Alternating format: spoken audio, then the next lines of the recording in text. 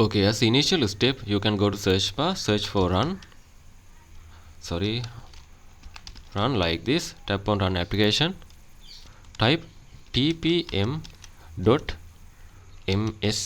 hit enter.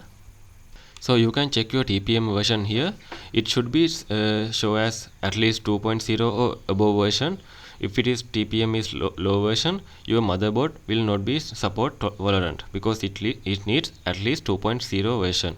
So initially you need to check this one. If it is requires if it is okay, you can go with further steps. So now you need to restart your PC, and while it is turned on, you have to enter the BIOS by pressing delete key or F2 key. So once you are in the BIOS setting, you have to find security or advanced tab.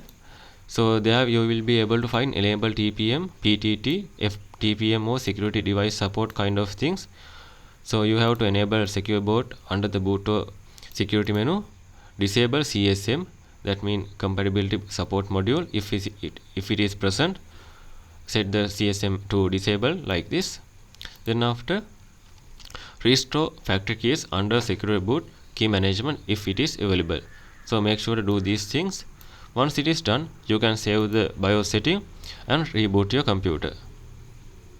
Then after, once it is turned on, you can go with first method, go to run and type tpm.msc, check TPM is showing there, or if it is show as ready.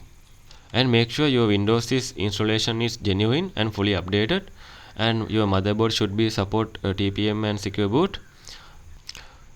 After all these methods, you can restart your computer and try to relaunch the Valorant. So if you think this video is helpful, please consider subscribe and liking this video.